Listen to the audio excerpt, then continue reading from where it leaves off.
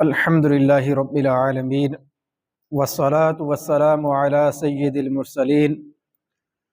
اما بعد فاعوذ باللہ من الشیطان الرجیم بسم اللہ الرحمن الرحیم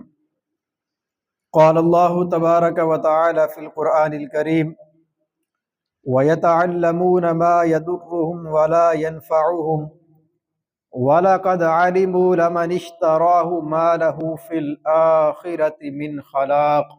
صدق اللہ العظیم وصدق رسولہ النبی الکریم صلی اللہ علیہ وسلم۔ حضرت سیدنا سلیمان علیہ السلام اللہ تبارک و تعالیٰ کے بہت اونچی شان والے نبی ہیں۔ اللہ پاک نے آپ کو بہت مقام اور مرتبہ عطا فرمایا، اور ان کی جو بادشاہت تھی وہ بھی بے مثال تھی۔ ان کی حکومت صرف انسانوں پر نہیں بلکہ جنات، چرند پرند، بادل، سب چیزوں کے اوپر آپ کی حکومت تھی۔ آپ علیہ السلام کے زمانہ مبارک میں جنات سے مختلف کام لیے جاتے تھے۔ عمارتیں بنانا، نہریں کھودنا، کنویں کھودنا، اس طرح کے بڑے بڑے کام جو ہے وہ جنات کرتے تھے۔ اس لیے جو ہے وہ جنوں کے انسانوں کے ساتھ ملاقات ہوتی رہتی تھی۔ ہمارے ہاں تو نبی کریم علیہ السلام کی تشریف آوری کے بعد جنات کو پہاڑوں کی طرف، جنگلات کی طرف جو ہے وہ بھیج دیا گیا ہے، لیکن اس وقت جنات اور انسانوں کی ملاقات ہو جاتی تھی۔ بعض دفعہ جن جو ہے وہ بڑی عجیب عجیب کرتب کرتے اور انسان ان کو دیکھ کر جو ہے وہ حیران ہوتے۔ حضرت سلیمان علیہ السلام کے زمانے میں اس وقت جنات سے جب انسانوں نے پوچھا کہ تم یہ سارے کام کیسے کر لیتے ہو، جنات کہتے کہ ہمیں منتر آتے ہیں، فلاں منتر کریں تو یہ طاقت آ جاتی ہے، فلاں منتر کریں تو وہ طاقت آ جاتی ہے۔ یہ انسانوں کے ساتھ ان کی گفتگو ہوئی۔ اب دلچسپی والی چیز تھی، انسان دیکھ رہے تھے کہ یار یہ اتنے بڑے بڑے کام کر لیتے ہیں اور عجیب عجیب کرتب کر لیتے ہیں، تو ہمیں بھی یہ منتر سیکھنے چاہیے، ہم بھی یہ کام کریں گے۔ تو جنات نے وہ کام جو ہے وہ لوگوں کو سکھانا شروع کر دیے۔ اب ہوا کیا کہ انسان ان سے منتر سیکھتے، جب وہ منتر کرتے تو جنات نظروں سے اوجھل ہو کر وہ کام کر دیا کرتے۔ لوگ بڑے حیران بھی ہوتے، اور آہستہ آہستہ یہ منتر سیکھنے کی دلچسپی تھی یہ بڑھتی چلی گئی۔ لوگ زیادہ سے زیادہ جو ہے وہ یہ چیزیں سیکھنے لگ گئے۔ ہوا کیا کہ جب یہ خبر پھیل گئی، یہ منتر شنتر عام ہونے لگ گئے، تو حضرت سلیمان علیہ السلام اللہ پاک کے جو نبی ہیں، ان تک جب یہ خبر پہنچی تو انہوں نے اس چیز کا سختی سے نوٹس لیا، اور سارے لوگوں کو جمع کر کے حضرت آصف بن برخیہ رحمۃ اللہ علیہ، جو حضرت سلیمان علیہ السلام کے وزیر تھے، ملکہ بلقیس کا تخت لانے والا، ان کا واقعہ بھی مشہور قرآن پاک میں بیان ہوا ہے۔ آپ نے ان کو بلایا اور فرمایا کہ آج سے جنات اور انسانوں کی ملاقات پر پابندی لگا دو، آئندہ انسان اور جن آپس میں ملاقات نہ کر سکیں۔ اب یہ منتر بڑھتے بڑھتے اتنی حد تک بڑھ گئے کہ ان کے بارے میں لوگوں نے کتابیں لکھنا شروع کر دی۔ حضرت سلیمان علیہ السلام نے حکم دیا، وہ ساری کتابیں ان سے ضبط کر کے سلیمان علیہ السلام کے تخت کے نیچے جو ہے وہ دفن کر دی گئی۔ اب حضرت سلیمان علیہ السلام نے جو ایک برائی پھیل رہی تھی، اس کو جو ہے وہ بر وقت کاروائی کرتے ہوئے اس کو بالکل ختم کر کے اس فتنے کو جو ہے وہ جڑ سے ہی ختم کر دیا۔ لیکن ہوا کیا،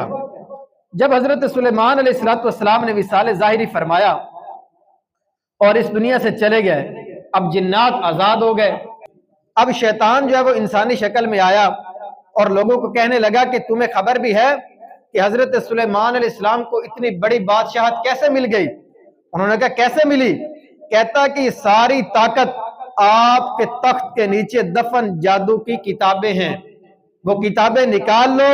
ان میں لکھے ہوئے منتر پڑھو تو تمہیں بھی وہی طاقت مل جائے گی۔ اب جنات، جب شیطان نے انسانوں کو یہ بات کہہ دی تو لوگوں نے فوراً حضرت سلیمان علیہ السلام کے تخت کی جگہ کو کھودا اور وہاں سے کتابیں نکال لی، اور ان کے اندر جو منتر لکھے ہوئے تھے وہ سارے پڑھ کر جو ہے وہ یاد کرنا شروع کر دیے۔ لیکن ہوا کیا، ان منتروں کے اندر کفریہ جملے بھی موجود تھے، شرکیہ جملے بھی ان منتروں کے اندر موجود تھے۔ ایسی باتیں ان کے اندر لکھی ہوئی تھی جو پڑھ کر بندہ دائرہ اسلام سے بھی خارج ہو جاتا ہے، لیکن شیطان نے انسانوں کے اندر وہ کتابیں عام کروا دی۔ اب لوگ وہ منتر پڑھ پڑھ کر جو ہے وہ جادو سیکھنے میں مصروف ہو گئے۔ اس کا نقصان کیا ہوا یہ کہ جب آہستہ آہستہ یہ کتابیں عام ہونا شروع ہوئی تو لوگوں نے جو اللہ تبارک و تعالیٰ کی طرف سے کتابیں نازل کی گئی تھی، تورات، زبور، انجیل، ان کو چھوڑ کر اس جادو جنات کے اندر پڑھ کر منتر سیکھ کر جو ہے وہ اپنی شریعت سے بالکل جو ہے وہ دور ہو گئے، اور لوگوں کے اندر یہ بات مشہور ہو گئی کہ حضرت سلیمان علیہ السلام نبی نہیں تھے بلکہ معاذ اللہ وہ تو ایک جادوگر تھے، اور یہ کتابوں کے اندر ان کا سارا جادو بیان کیا گیا ہے۔ یہ بات لوگوں کے اندر مشہور ہو گئی، اور یہ اس حد تک مشہور ہوئی کہ نبی کریم علیہ السلام کی تشریف آوری تک بہت سارے لوگوں کا یہی عقیدہ تھا کہ حضرت سلیمان علیہ السلام کوئی نبی نہیں ہے بلکہ وہ ایک جادوگر تھے، ان کے پاس کتابوں کے اندر منتر تھے، وہ پڑھ کر انہوں نے اتنی بڑی بادشاہت حاصل کی تھی۔ لیکن پھر نبی کریم علیہ السلام جب تشریف لے آئے، اللہ پاک نے قرآن پاک کے اندر حضرت سلیمان علیہ السلام کی نبوت کو بیان کیا، آپ کی جو ہے وہ شانوں کو بیان کیا، تب لوگوں کو پتا چلا کہ حضرت سلیمان علیہ السلام تو اللہ پاک کے ایک برگزیدہ نبی تھے، وہ جادوگر یا جنات کے جو ہے وہ منتر پڑھنے والے نہیں تھے۔ ابھی جو ہم نے سورہ بقرہ کی آیت پڑھی ہے، اللہ تبارک و تعالیٰ نے اس کے اندر حضرت سلیمان علیہ السلام کی شان کو بھی بیان فرمایا ہے، اور ساتھ ہی جادو جنات کی جو ہے وہ مذمت کو بھی بیان فرمایا ہے۔ تو یہ اصل تھا جہاں سے جادو کا آغاز ہوا تھا۔ حضرت سلیمان علیہ السلام کے دور سے پھر آپ کے تشریف لے جانے کے بعد اس دور سے جو ہے وہ جادو کا آغاز ہوا، اور آہستہ آہستہ یہ بڑھتا چلا گیا، اور آج بھی ہمارے اس دور کے اندر بھی یہ جادو جنات یہ ساری چیزیں جو ہے وہ منتر شنتر یہ ساری چیزیں موجود ہیں۔ اب ہم یہ دیکھتے ہیں کہ شریعت کے اندر اس کی حیثیت کیا ہے، شریعت ہماری اس بارے میں رہنمائی کیا کرتی ہے۔ اللہ تبارک و تعالیٰ ارشاد فرماتا ہے وَاتَّبَعُوا مَا تَتْلُو الشَّيَاطِينُ عَلَى مُلْكِ سُلَيْمَانَ، فرمایا اور یہ سلیمان کے عہد حکومت میں اس جادو کے پیچھے پڑ گئے جو شیاطین پڑا کرتے تھے۔ مطلب کیا کہ یہ بنی اسرائیل جو ہیں، ایک طرف تو ان کا رویہ یہ ہے کہ جب ان سے کہا گیا کہ قرآن پاک پر ایمان لے کر آؤ، اللہ تبارک و تعالیٰ کا نازل کردہ کلام ہے، اس کو مانو، اس کے اندر جو احکام ہیں ان کی پیروی کرو، نبی کریم علیہ السلام اللہ پاک کے نبی ہیں، ان پر ایمان لے کر آؤ۔ انہوں نے انکار کر دیا، کبھی کوئی بہانہ بنایا، کبھی کوئی بہانہ بنایا، کبھی کہتے ہیں یہ وہ نبی ہیں ہی نہیں جن کی بشارتیں دی گئی، کبھی قرآن پاک کا انکار کر دیتے ہیں، کبھی کہتے ہیں یہ ہمارے قبیلے سے نہیں ہے اس لیے ہم ایمان نہیں لے کر آئیں گے۔ طرح طرح کے انہوں نے بہانے بنائے اور قرآن پاک پر ایمان نہیں لے کر آئے۔ اور دوسری طرف ان کا رویہ کیا ہے کہ ایک بات جو شیطان نے ان کے کان کے اندر پھونک دی کہ حضرت سلیمان علیہ السلام کی بادشاہت ان منتروں کی وجہ سے قائم ہوئی تھی، انہوں نے اس کی بات کو مان کر جادو جو ہے وہ سیکھنا شروع کر دیا اور یہ منتر پڑھنے شروع کر دیے۔ یہ ان کا رویہ تھا کہ قرآن کو نہیں مانا، نبی کریم علیہ السلام کو نہیں مانا جو حق ہیں، لیکن دوسری طرف شیطان نے جو بات ان کے دلوں میں ڈالی اس کو مان کر جو ہے وہ شرکیہ باتوں کے اندر مبتلا ہو گئے۔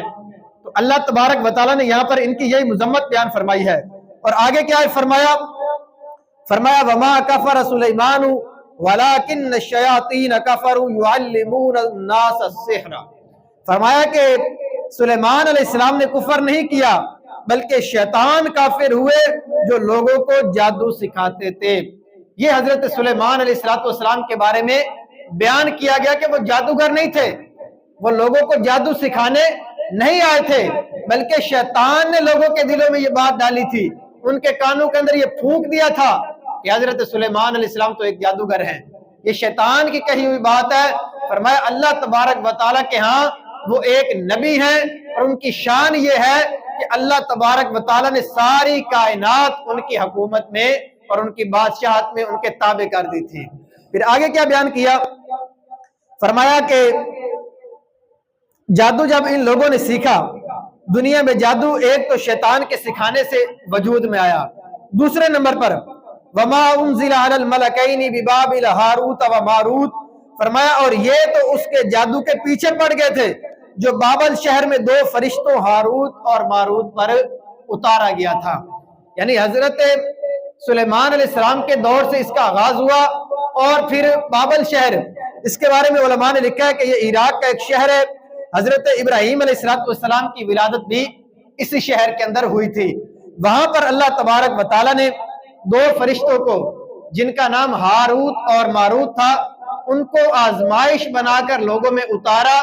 وہ لوگوں کو جادو سکھاتے، لیکن ساتھ ہی یہ بیان کر دیتے کہ یہ جادو نہ سیکھو، اس جادو پر عمل نہ کرو، ہم اللہ پاک کی طرف سے آزمائش بنا کر بھیجے گئے ہیں، اگر تم یہ جادو سیکھو گے تو اس کے اندر کفریہ باتیں موجود ہیں جو تمہارا ایمان ضائع کر سکتی ہیں۔ یہ فرشتے آزمائش بنا کر اتارے گئے، اللہ تبارک و تعالیٰ نے لوگوں کی آزمائش کے لیے اتارا کہ دیکھتے ہیں کون ایمان پر قائم رہتا ہے اور کون جادو سیکھ کر اپنا ایمان ضائع کرتا ہے۔ تو بہت سارے لوگ جو ہے وہ ان سے جادو سیکھ کر جو ہے وہ جادو کرنے میں مصروف ہو گئے، اور ان فرشتوں کے بارے میں بہت ساری غلط فہمیاں لوگوں میں مشہور ہوتی ہیں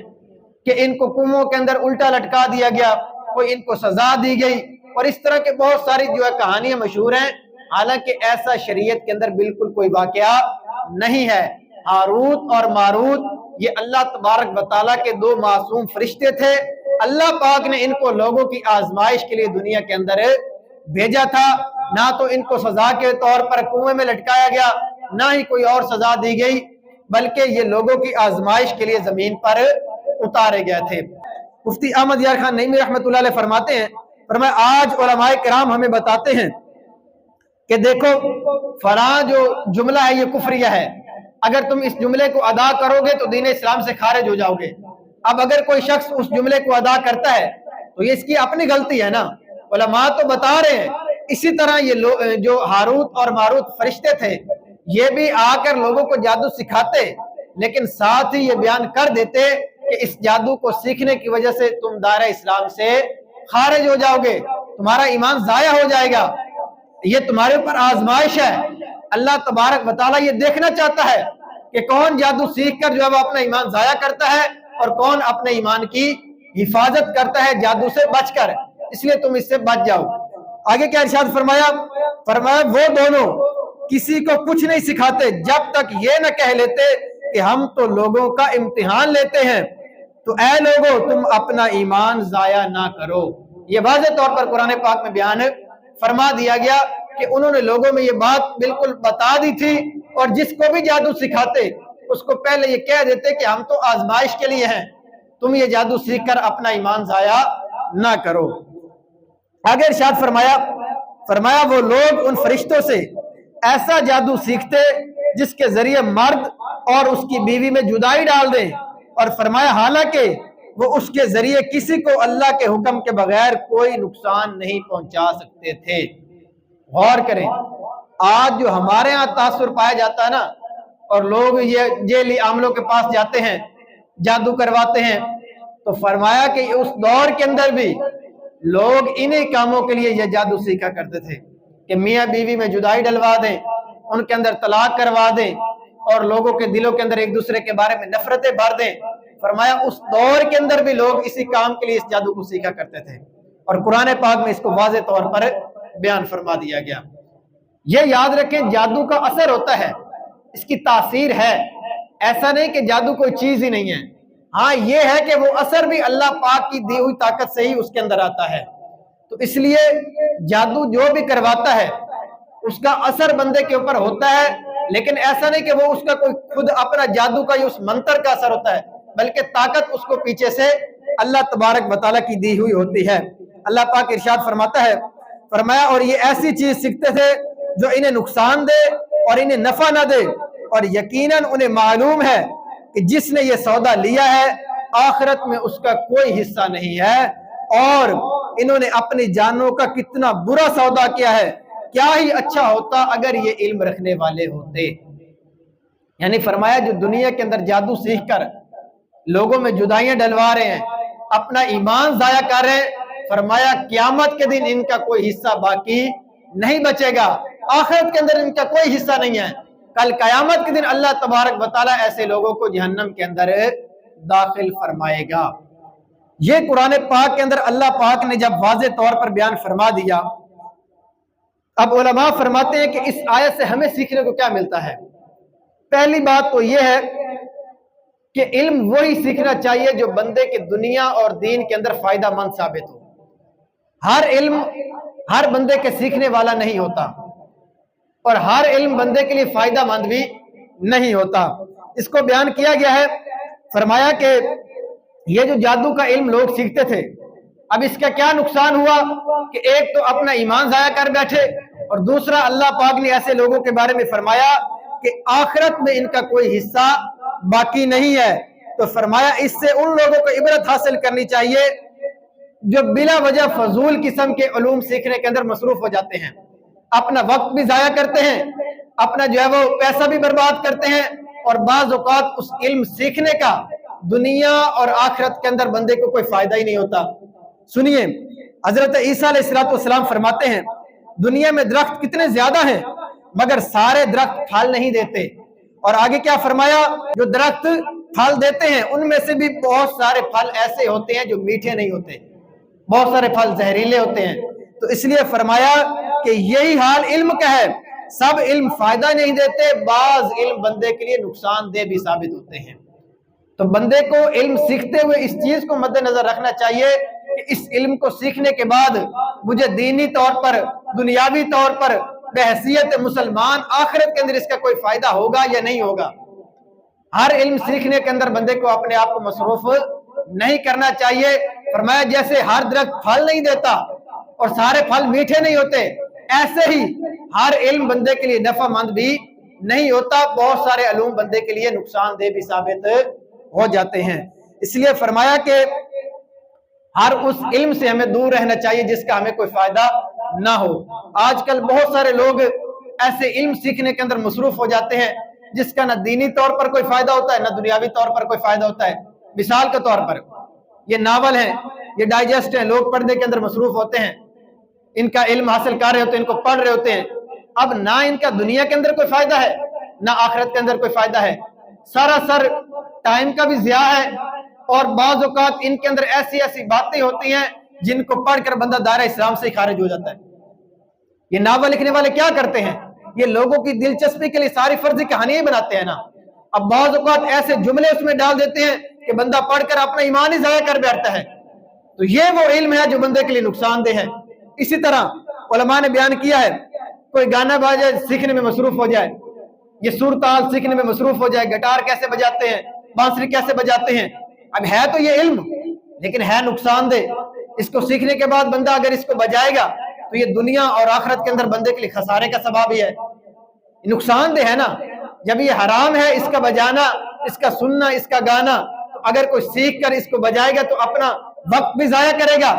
اپنے پیسہ۔ آج کل تو اکیڈمیاں بنی ہوئی ہیں نا جہاں پر گانے سکھائے جاتے ہیں، جہاں پر یہ ساری جو ہے وہ سور تال اور عجیب قسم کی آج کل تو وہ میوزیکل چیزیں آ گئی ہیں، وہ سکھائی جاتی ہیں اور ان کی فیسیں لی جاتی ہیں، پیسہ بھی برباد،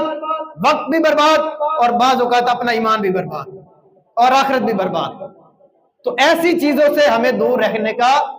درس اس آیت کے اندر دیا گیا ہے کہ وہ جادو سیکھنے میں مصروف ہوئے تو اللہ پاک نے فرمایا کہ آخرت میں ان کا کوئی حصہ باقی نہیں، اب انہوں نے اپنا دنیا کے اندر ایمان ضائع کر لیا۔ تو اس لیے ایسی چیزوں سے ہمیں اپنے آپ کو لازمی بچانا چاہیے۔ اب ہمارے یہاں کیا ہوتا ہے، آج کل ایسی وبا عام ہو گئی ہے، لوگ سمجھتے ہیں کہ کوئی بھی الٹا سیدھا کام کریں گے تو یہ ہمارے اندر کوئی چھپا ہوا ٹیلنٹ ہے وہ باہر آ جائے گا، اس کو ہڈن ٹیلنٹ کا نام دے دیا جاتا ہے۔ یار یہ اس کے اندر کوئی چھپا ہوا ٹیلنٹ تو باہر آ گیا۔ اب واقعہ سنیں، خلیفہ ہارون الرشید کے دربار میں ایک شخص آیا، اس نے کہا میرے اندر ایک کمال ہے، میں آپ کو دکھانا چاہتا ہوں۔ اس کو اجازت دے دی، انہوں نے پرمیشن دی کہ آپ اپنا کمال دکھائیں۔ اس نے کیا کیا، صحن کے اندر ایک سوئی گاڑ دی اور کافی فاصلے پر جا کر دوسری سوئی جو ہے وہ اس سوئی کی طرف پھینکی تو وہ سوئی اس کے ناکے سے گزر گئی۔ اب آپ غور کریں، یہ ہے تو ٹیلنٹ، یہ کتنی بڑی عجیب بات ہے کہ یہاں پر ایک سوئی گاڑی جائے، 10-20 فٹ کے فاصلے پر کھڑا ہو کر بندہ سوئی پھینکے اور وہ سوئی اس سوئی کے ناکے سے گزر جائے۔ اب سوئی کا ناکہ کتنا بڑا ہوتا ہے تو ٹیلنٹ نا،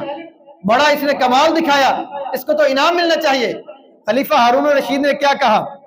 اس نے جب دیکھا نا تو کہا کہ اس نوجوان کو 10 دینار انعام دیا جائے، سونے کے 10 سکے اس کو انعام دیا جائے، اور ساتھ ہی اس شخص کو 10 کوڑے بھی مارے جائے۔ لوگ بڑے حیران ہوئے کہ یار اتنا بڑا ٹیلنٹ اس نے دکھایا ہے، عجیب کرتب اس نے کیا جو عام طور پر ہوتا ہی نہیں، اور اس کو کوڑے مارنے کا حکم دے دیا۔ تو خلیفہ سے جب پوچھا تو اس نے کہا کہ انعام تو اس کے ٹیلنٹ پر ہے، اس کے کرتب پر ہے، اس نے بہت بڑا کرتب کر کے دکھایا ہے، عام طور پر لوگ کر نہیں سکتے، اور کوڑے اسے اس وجہ سے مارے ہیں کہ اس فضول چیز کے اوپر اس نے اپنا اتنا ٹائم ضائع کر دیا ہے،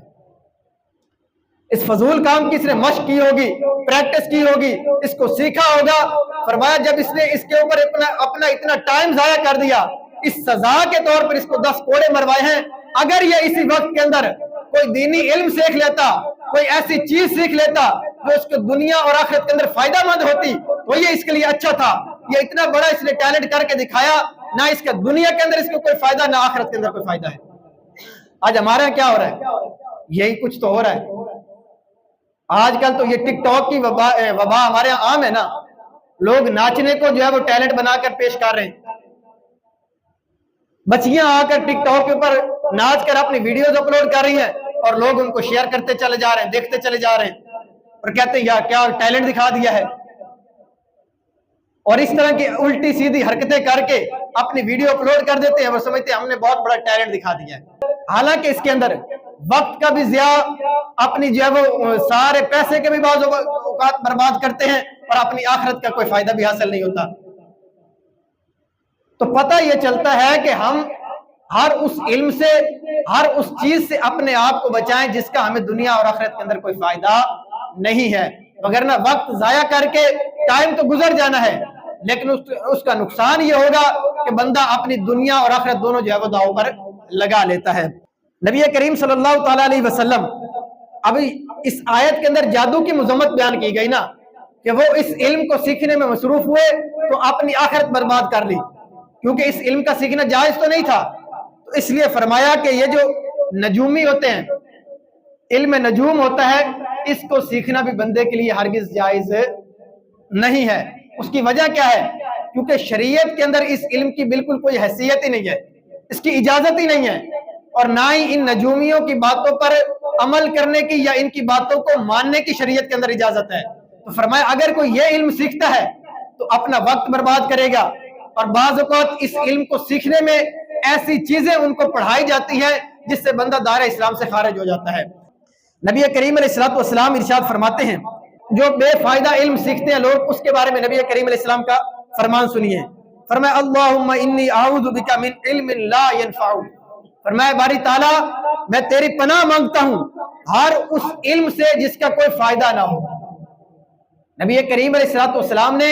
ایسے علم سے پناہ مانگی ہے جس کا بندے کو کوئی دنیا اور آخرت کے اندر فائدہ حاصل نہ ہو، اور ساتھ ہی ایک اور حدیث پاک میں کیا ارشاد فرمایا؟ فرمایا اللہ پاک سے فائدہ مند علم مانگا کرو، ایسے علم کی دعا کرو جو تمہارے لیے فائدہ مند ہو، اور بے فائدہ علم سے اللہ تبارک و تعالیٰ کی پناہ مانگا کرو۔ جس علم کا فائدہ نہ ہو، جو علم نافع نہ ہو، اس سے اللہ تبارک و تعالیٰ کی پناہ طلب کیا کرو۔ اب ہم غور کرتے ہیں، ہم دیگر دعائیں کرتے ہیں، تو ہمیں اپنی دعاؤں میں یہ بھی شامل کرنا چاہیے۔ نمبر 1 کیا؟ ربی زدنی علما، باری تعالیٰ ہمارے علم میں اضافہ فرما، اور ساتھ دوسری دعا یہ بھی ہونی چاہیے جو نبی کریم علیہ السلام کا معمول تھا، اللہم انی اعوذ بک من علم لا ينفع، باری تعالیٰ ہمیں ہر اس علم سے محفوظ فرما جس کا ہمیں کوئی آخرت اور دنیا کے اندر فائدہ نہیں ہے۔ باری تعالیٰ ہمیں بے فائدہ علم سے ہمیشہ محفوظ فرما۔ یہ ہمیں اللہ پاک کی بارگاہ میں دعا کرنی چاہیے۔ اب جو جادو جنات ہے، اس کے بارے میں شریعت کیا کہتی ہے یہ سن لیجئے۔ علماء کرام فرماتے ہیں کہ جادو سیکھنا یہ ناجائز اور حرام ہے، اور بعض اوقات یہ جادو جنات جو ہے، یہ جادو، یہ منتر،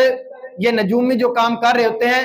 یہ کفریہ کلمات پر بھی مشتمل ہوتا ہے، جس کی وجہ سے بندہ دائرہ اسلام سے ہی خارج ہو جاتا ہے۔ ناجائز و حرام تو ہے ہی، بعض اوقات اس کو سیکھنے میں بندہ اپنا ایمان بھی ضائع کر بیٹھتا ہے۔ اور دوسرے نمبر پر فرمایا اس لیے جادو، کالا جادو کروانا یہ سخت ناجائز اور حرام اور گناہ کبیرہ ہے، اور جہنم کے اندر لے جانے والا کام ہے۔ اور آگے کیا فرمایا؟ اگر جادو میں کسی قسم کا کوئی کفریہ جملہ ہو تو ایسا جادو کروانے والا دائرہ اسلام سے خارج ہو جائے گا، اور ایسا جادو کرنے والا بھی دائرہ اسلام سے خارج ہو جائے گا۔ تو اس لیے اس چیز سے ہم نے اپنے آپ کو بچا کر زندگی گزارنی ہے۔ آج کل تو اس کی وبا بہت پھیل چکی ہے، لوگ ایک دوسرے پر جادو کرنے کو کوئی اپنے لیے بہت بڑا جو ہے وہ کمال مہارت کا کام سمجھ رہے ہیں۔ کسی کے پاس کوئی نعمت دیکھیں گے، کوئی ہماری برادری میں رشتہ داروں میں اللہ پاک نے اس کو کوئی نعمت دی ہے، یار میرے پاس نہیں ہے، اس کے پاس کیسے آ گئی، تو ضرور اس کی بھی نعمت ضائع ہونی چاہیے۔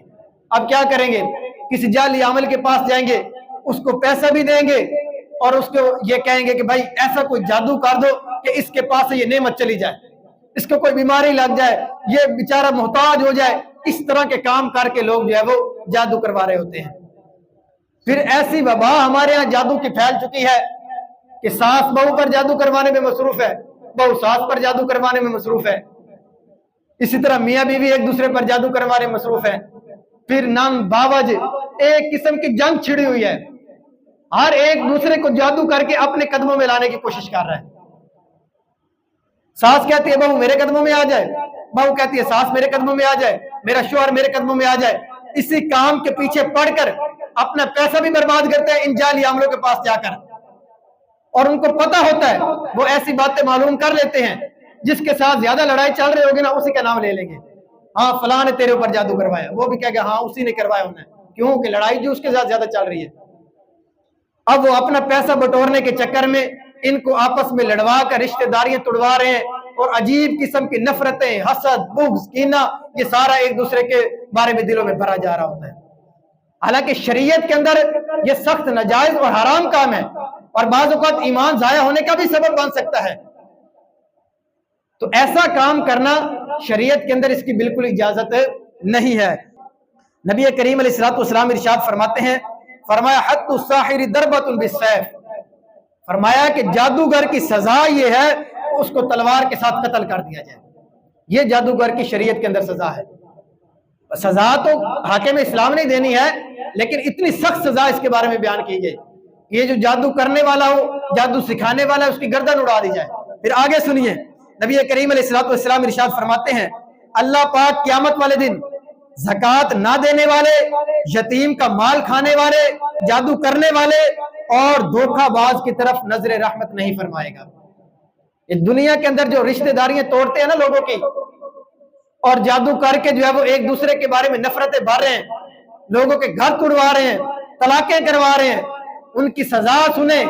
کل قیامت کے دن نبی کریم علیہ السلام فرما رہے ہیں، اللہ پاک ایسے منحوس لوگوں کی طرف نظر رحمت نہیں فرمائے گا،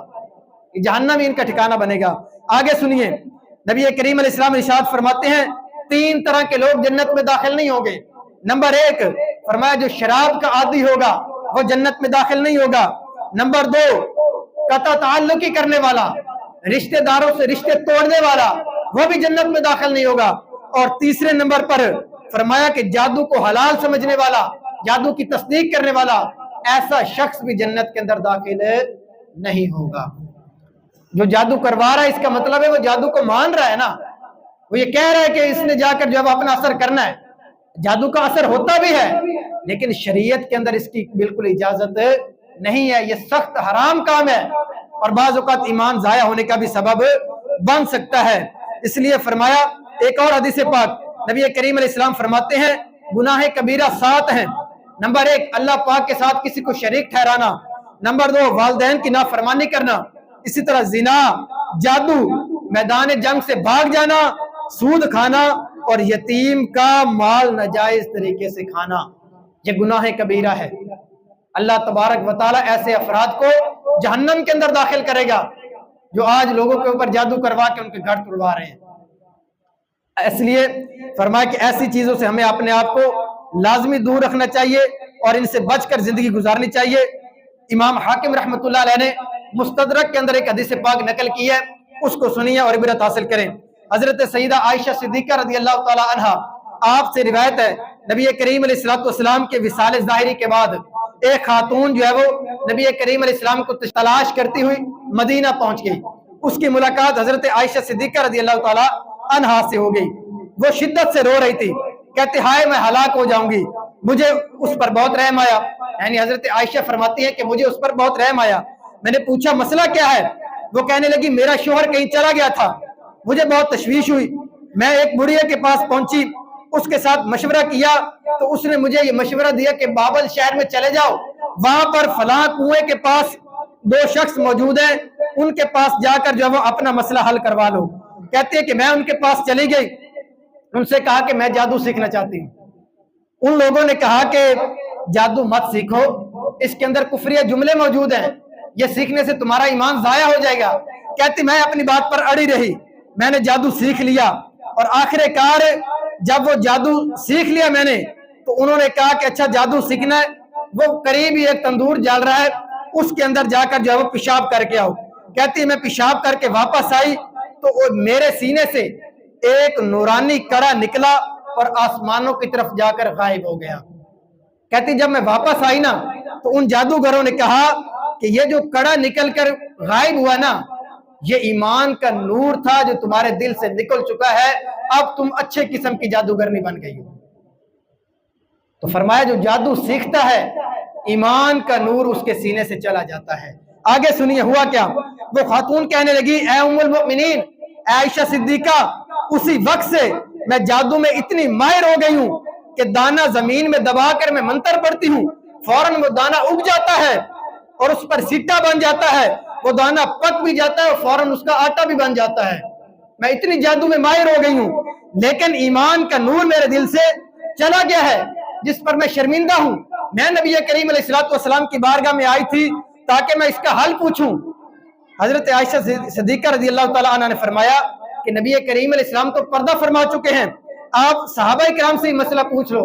جب وہ صحابہ کرام کے پاس پہنچی تو انہوں نے فرمایا کہ جادو چھوڑ دو، اگر تمہارے والدین زندہ ہیں ان کی خدمت کرو، جادو کو چھوڑ دو، اللہ تبارک و تعالیٰ تمہارا نور ایمان تمہیں واپس لوٹا دے گا۔ تو اس سے غور کریں، جو بندہ جادو کی طرف جاتا ہے، اس کو سیکھتا ہے، لوگوں پر جادو کرواتا ہے، تو اس کے دل سے ایمان کا جو نور ہے وہ چلا جاتا ہے، اور جادو کے کرتب تو ہو جاتے ہیں لیکن بندہ ایمان کی دولت سے محروم ہو جاتا ہے۔ تو ہمیں ہر ایسے کام سے اپنے آپ کو بچانا ہے جس کی شریعت کے اندر اجازت نہیں ہے، یا شریعت کے اندر اس کا نقصان بیان کیا ہے۔ اللہ تبارک و تعالی ہمیں عمل کرنے کی توفیق عطا فرمائے۔